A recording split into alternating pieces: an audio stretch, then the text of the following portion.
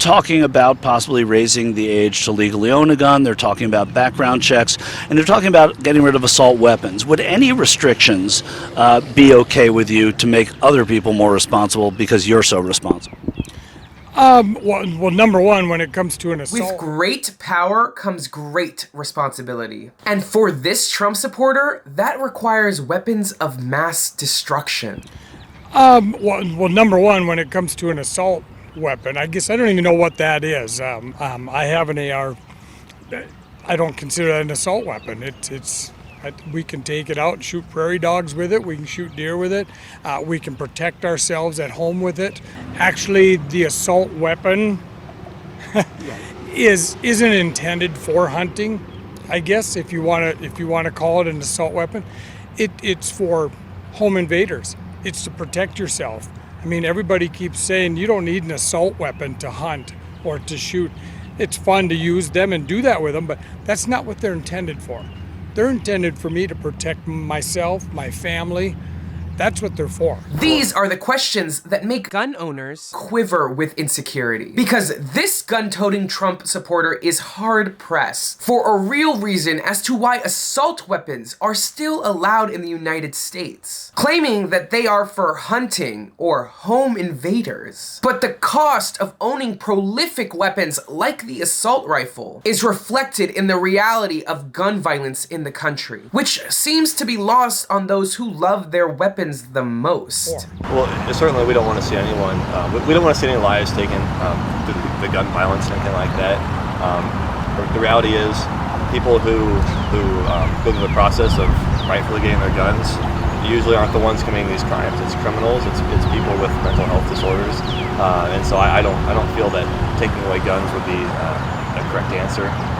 Because the Second Amendment is not at risk, just under regulation. And even then, the right wing's justifications are lackluster for weapons that were designed to take human lives en masse. On the contrary, the left's continued petition for comprehensive gun reform and regulation always seems to fall on conservative deaf ears. Because even I know wild game shot with assault rifles will look more like hot dogs than prairie dogs. And really, the specifics of usage are obviously irrelevant, because there is no practical use for a gun that can shoot multiple rounds per second. And in fact, where most gun deaths occur in accidents, owning a gun remains a high liability for those who want to protect their Second Amendment rights. And this is coming from those who are willing to wager their safety. Owning a gun remains a high liability for those who keep guns near their homes,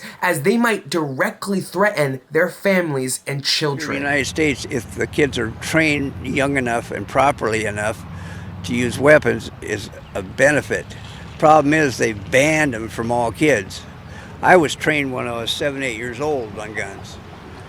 Now, they have to wait until they're 18. At 18, they've gotten into drugs and watch that stupid television, internet, and all the violence on it. So when they get a gun now, what do they think they're going to use the gun for? Violence, because the internet is nothing but violence. When I was a kid, my mother used to say, "You don't watch that TV because there's too much violence on the TV."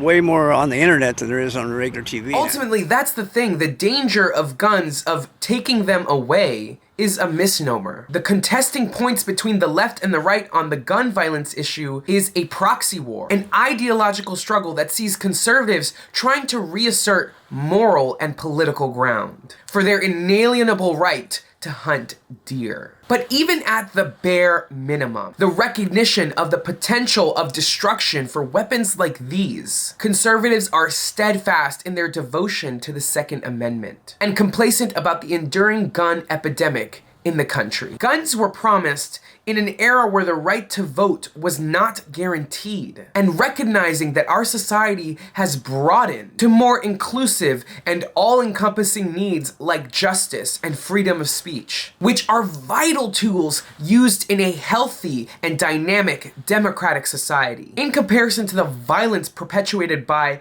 the right to bear arms. And even MAGA supporters in the earlier clip agree. The circumstances of the right to bear arms has drastically changed. This is the apathy that has been retroactively engineered into the right. A complacency of mass death in favor of the abstract freedom that guns provide. Because alt-right gun fanatics are interested in the immediate power that violence commands. But that is not how a democracy operates. And that is not how freedom is practiced. Our rights do not come at the cost of others, but the responsibility to community and to each other must be met. And recommitting to this idea, Americans will be sure to be more free with less guns on the ground. This is Adrian Costa with Rebel HQ. Make sure to like, comment, subscribe, and check back for more videos. See you guys soon.